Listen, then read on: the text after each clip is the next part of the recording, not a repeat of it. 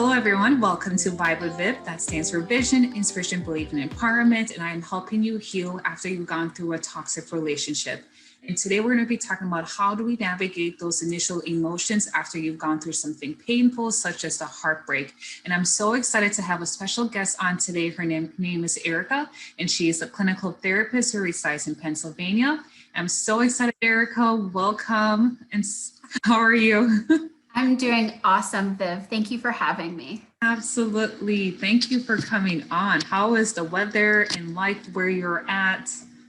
Well, the weather today is actually quite gloomy, but it's 5 degrees. So okay. It's like a good, chill movie, kind of just lazy day at home. That's exactly what it's like. Lots of naps from my big dog today. Yeah, awesome. So today we're going to be talking about the emotions that come up after going through something painful. And something that's dear to my heart is after you've gone through a relationship heartbreak. And pain can come from so many different things other than just emotions that you've gone through a toxic relationship. But those emotions are real in different ways that we experience. And it's so hard to navigate those emotions, deal with those emotions. So we're going to be talking about how to process those things. So what has been your experience with some of those kind of emotions that come up after going through something painful? That's a good question.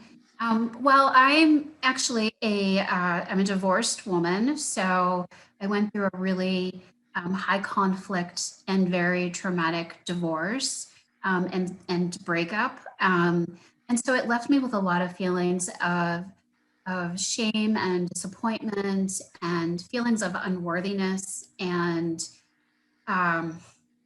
just really not good feelings, so to speak. And so I did a lot of self-sabotage. I did a lot of self-loathing. I lost a lot of weight. I got very ill, physically ill because of my stress level from dealing with such really brutal and harsh emotions. I didn't know how to deal with them. I was shamed into thinking that my marriage dissolvement was shameful. I was really led to believe that a lot of the arguments and the fighting and the discord in my marriage was essentially my fault. And so I felt very embarrassed. I felt quiet, and I'm a very loud and outgoing person. And so I really shut down. I really did not, I was really unauthentic.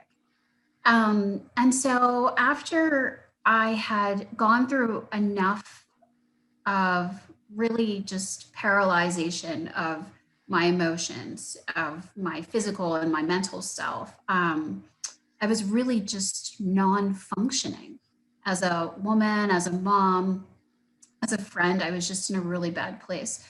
So I decided I need to do something for myself. What am I going to do?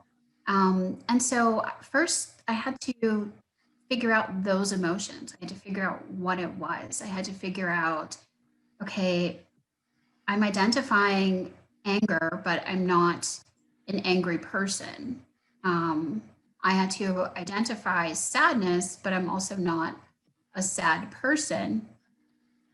And so I did that for a while, and I kind of had to relearn who I was and more so who I wanted to be moving forward. There we go, back. So that was pretty much in a nutshell. Yeah. Mm-hmm. So taking me back to those emotions, and I could really share with that shame, that feeling like you're not enough, feeling like you're not worthy. Because my experience wasn't exactly like your experience, but I grew up in an African culture where a lot of like intimate micro violence was present. Mm-hmm. Kind of the emotional abuse was present. where you don't really see a lot of like the man being the head of the household and kind of dictating how things should go, and it's either my way or no way at all. And seeing the woman in that position being like they don't have a voice, being emotionally hurt and crying in silence, I got to see a lot of that. And then fast forward being in a relationship where I didn't feel desired, didn't feel wanted. I felt that not being enough, not feeling worthy. And then like me being Black, feeling like my nose was too big, my Black kinky hair wasn't nice because I was cheated on with someone who looks completely different from me. So all those things bring up emotions, it brings up pain that if we don't work through, it can be hard to move forward. So in those initial phases of feeling that pain, those emotions, how do you start to wrap your mind with putting a name to those feelings? Because one of the hardest things is saying I feel anger, but why am I feeling angry? So a name to why you're feeling the way you're feeling, being able to label that. How do you start putting those emotions into like words that you can identify? Yeah, yeah. I think it took me a while, and I am not an angry person, and definitely not sad. I'm actually really relatively happy. But I came from that relationship, that marriage, where I was told that if I speak my voice or have a tone, that it's angry, Mhm. um, and if I get opinion or loud and I've got an attitude, I'm considered angry. Or if I just have a day where I just had a bad day, well, you're always sad. And so I took those labels of what I was identified as. Erica's angry, Erica's sad. And I looked at them, I pieced them together. And, I thought, I'm not an angry person. I'm surely mad and definitely felt a lot of I did feel a lot of anger towards this relationship, but definitely not internally angry. So there became that difference between being angry and expressing anger. And I had to learn the difference between the two of those. And so what I was doing was expressing anger, right? I'm not walking around feeling angry about my life. My life is great. I just was feeling a lot of anger towards the relationship and being told that I shouldn't feel anger. I shouldn't feel that way. I should just be okay with the way things are dissolving. And I should be okay with the up and down emotional roller coaster that, we go through in an emotionally abusive relationship with Yeah, gaslighting and things like that. yeah. Mhm. I think, no, that's really good. I think for me, it's the first step is really to give yourself permission to feel the way you are feeling, because we will either tend to meditate or suppress, medicate our pain.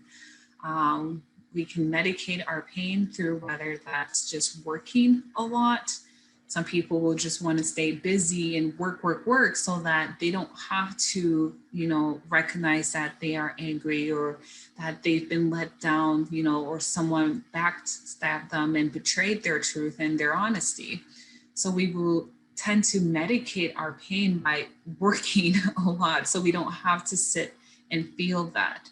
Some people will want to go and spend time with a lot of friends and just hang out and go out and about so that we don't feel that hurt. When the truth is, in order to really understand why we're feeling the way we're feeling and start processing that hurt we felt from a heartbreak, is to be able to sit in our pain, be able to feel our emotions. And that's Mhm. one of the hardest things to do, to sit in that pain. Absolutely.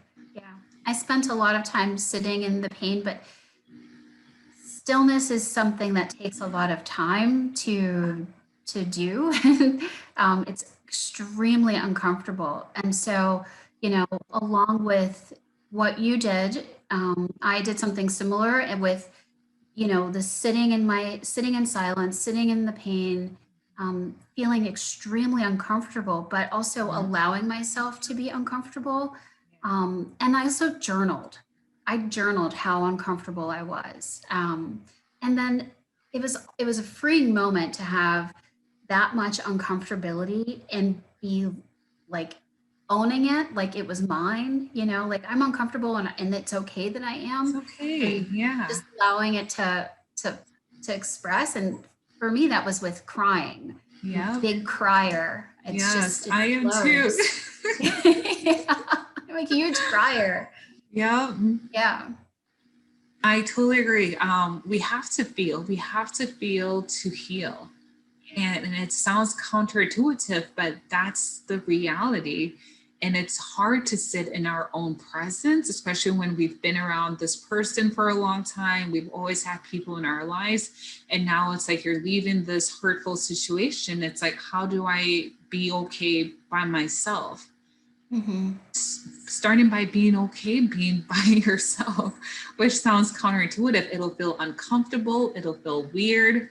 Cry if you need to cry, journal if you need to journal, go out and be in nature. Being out in nature is something that really helps me. Just the stillness, the quietness, seeing Hmm. birds flying, it just makes you realize that there's so much more to life right out there, and it's about tapping into that. So it gives you a sense of hope even when you may not feel like it. Hmm. Yeah. So give yourself permission to feel. It's okay to feel uncomfortable. It's normal to be uncomfortable, actually. It wouldn't be human for us to not feel uncomfortable getting used to being in our own presence and giving ourselves permission to feel. Yeah. I also found that in addition to that, I found in self care. And so, as a clinician, I tell my patients very frequently engage in self care. Find something that is just for you. Being in an emotionally disruptive and abusive relationship, self care kind of goes out the window. Um, and because it's met with resistance and it's met with shame and it's met with feelings of guilt. How dare you take time for yourself when this and this needs to be done? Um, and I found like the second step with being uncomfortable and being alone was engaging in that self care. And that was something so simple, like going to go spend $11 and get my eyebrows done. It was, you know, um, going to a movie by myself. It was, buying a cup of coffee and drinking it there. And, instead of rush, rush, rush. So now I dedicate specific times of the day. I do self care daily because I realized that not only is it important to take the time for yourself, but it's also, for me, I found self care important in increasing my self worth. Like I'm worthy of 10 minutes. I'm worthy of a hot shower at the end of the day. I'm worthy of a hot cup of coffee. I'm worthy of sitting and reading a book and quiet. And so, um, and so it's those types of things that I feel coming from a toxic relationship, coming from feelings of shame and just swirling, overthinking emotions, pinpointing that self care has been tremendously helpful. That's absolutely true. I like to say dating yourself. Yeah, yeah. That's what it is, right? We're dating ourselves. And it's so important because if we can't date ourselves, right? How do we share that space with someone else? Hmm. It feels uncomfortable initially. So it's loving yourself, parenting yourself, reframing your thought process when those negative thoughts come in, being able to be patient and kind to yourself because this is a journey you're on. In addition to going out on that dinner by yourself if you want to, making your favorite dinner and enjoying it at home if you want to. So dating yourself is an act of self-love, validating Yeah. your own thoughts. So once you've sat in your emotions and you've kind of processed where that emotion is coming from, realize that, like what you said, yes, that's the emotion, but you're not attaching your identity to that emotion. You Hmm. now start transitioning from feeling that pain to realizing that, you know what, I can love myself in that process and do something about it. Absolutely. Absolutely. Yeah. Something I love is buying myself flowers. I love flowers. Yeah. So I buy myself flowers at least once a month and just Wow, put them that's on my good. table. I love it. And, I was like, if I'm going to do this, if I'm going to be alone and be okay being alone, you're right. I am going to have a relationship with myself and it's going to Yep. be a healthy one. Yep, So, absolutely. And mhm. that actually reminds me of the importance of having a routine.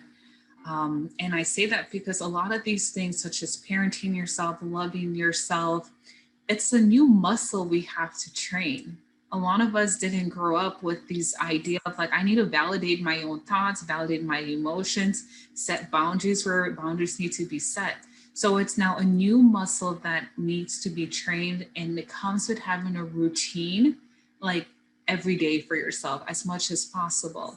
So Mhm. routine can look like having the flower being sent to you once a month, right? It can look like you making that 10-minute out of your day where you are purely focusing on you, whatever that may look like. So having a routine will make that consistent for you so it becomes easier and less uncomfortable to be in your own presence.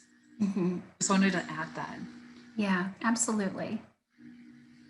So another key thing with feeling the emotions and starting to heal is changing the narrative that we've been told. Right. So Right. those negative beliefs. Hmm. Hmm. And that was something that I still practice all of the time. It's, you know, staying in the present moment and staying out of the false narratives. They're presented all the time to me still. And I have to, my initial response is, oh my gosh, that's true. And then I have to really step back and say for a moment, that is not true. That's a false statement. That never happened. It's a false narrative. And I have to accept what it is, the real narrative is, and reframe it. Um, and that's pretty much how I do that as well. It's that part of the narrative is a constant struggle because as someone who is an empath, I can feel those words. I can own them, and those emotions. So I have to set boundaries with those other emotions that come along with those false narratives. No, that's really good. And I think for someone who is getting to the place who can talk themselves throughout those thoughts, that negative beliefs, initially you may have to get external support. I would say don't be hesitant to get counseling, to get support from someone who can help you reframe those thought process. Because when you've been in a situation that's been so painful and so hurtful, the only thoughts going through your mind are those negative beliefs. And it takes someone sometimes from the outside to rewire those thoughts for you. Mhm. So something that I like having some of the clients that I work with is the mirror practice, where you are literally going to the mirror and saying a positive affirmation to yourself at least 3 times a day. So with that accountability, you're being intentional with changing that narrative that you've been telling yourself. And once that becomes a practice, it's easier for you to identify those things and say, you know what, Viv, I am worthy. And that's what I'm choosing today. Yeah, absolutely. I had two of those actually. I had two of those affirmations when I was going through the hunk of my separation and divorce of my husband. My and everything was so chaotic. It's just so much chaos, and emotions are flying up and down and left and right. And my go-to saying was, "God, give me strength." So I would walk around my house just praying, "God, give me strength. God, give me strength." Into the shower, "God, give me strength," because I knew that I was not strong enough alone to deal with everything that was coming at me.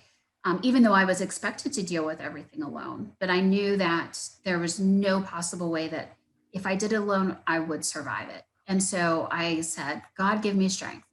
And so now, being this like single, independent working mom, going to doctoral school type of person, I say, I can do it. I Yeah. can do Yeah. it. And then my kids say, you can do it. You can do it. And so Yeah. we kind of live by those two words. I have to do say, like, I'm having one of those parenting days where my kids are going like this, and I'm like, give me strength. I know I can do it.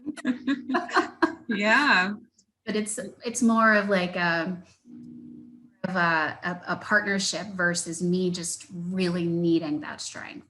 Yeah. Yeah. That's beautiful.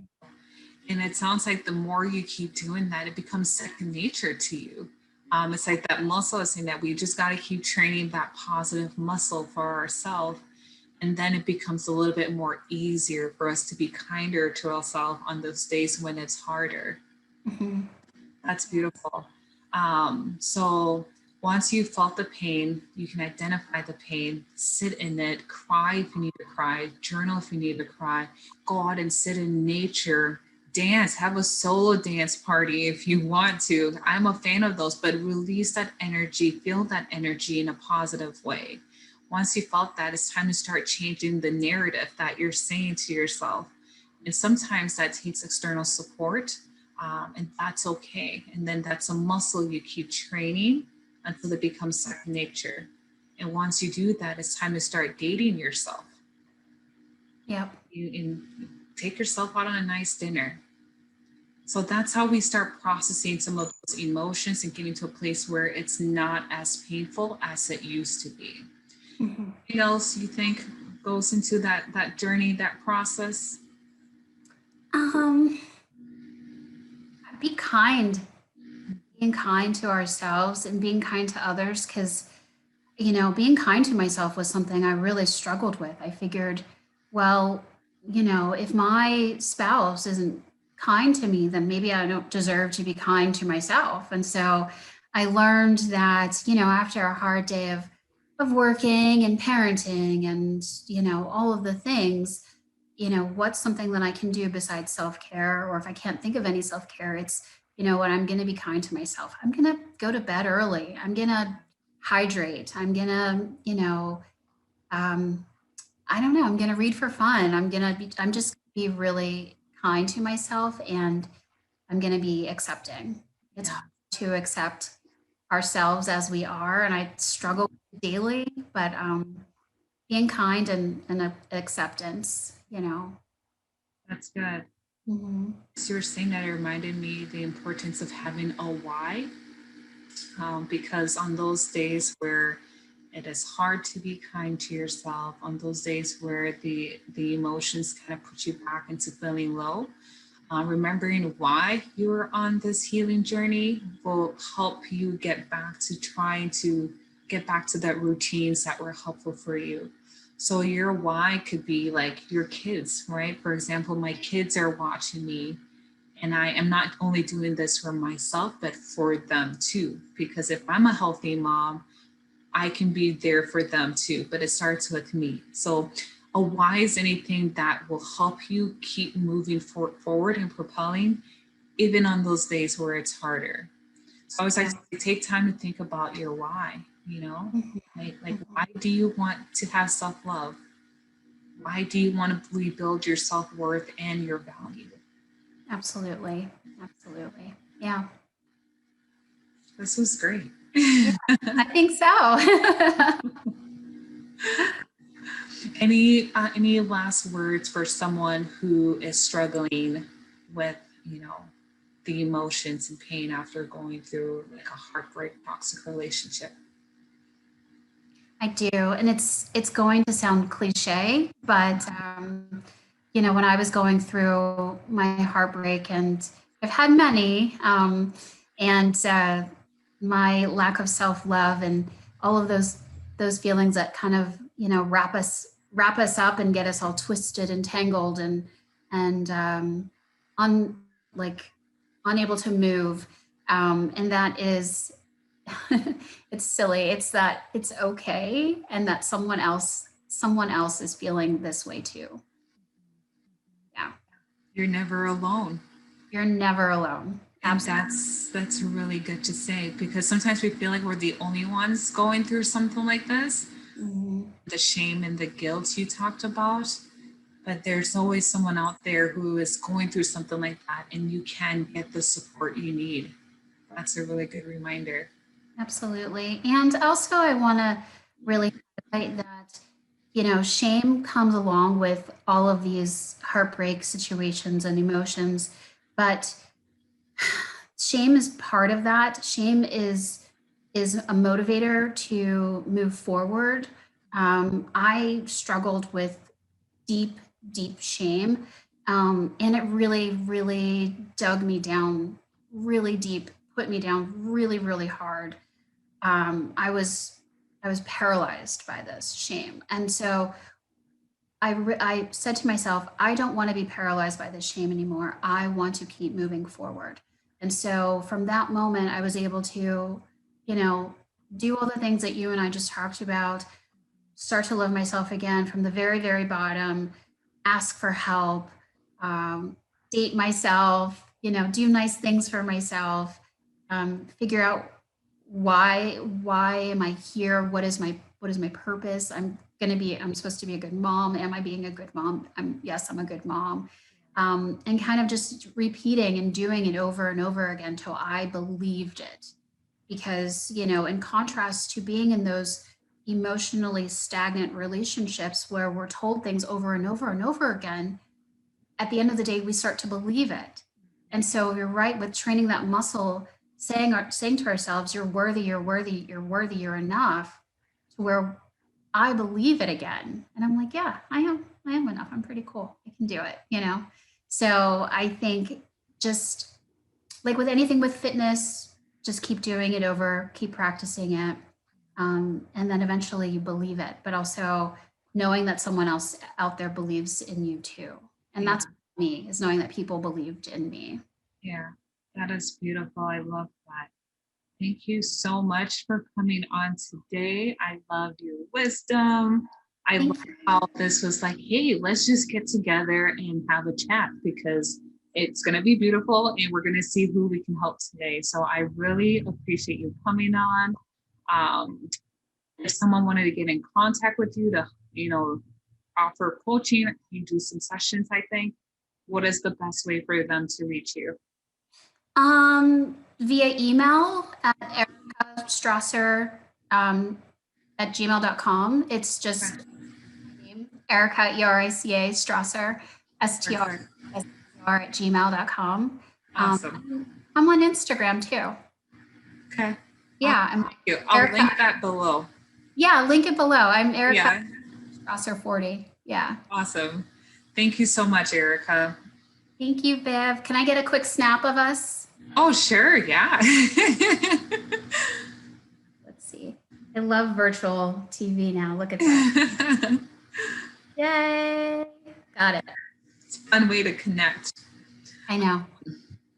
All right. So, guys, it was so nice to have this chat today. Again, welcome back to Vibe with Viv and see you next time at our next episode. All right. Thank you.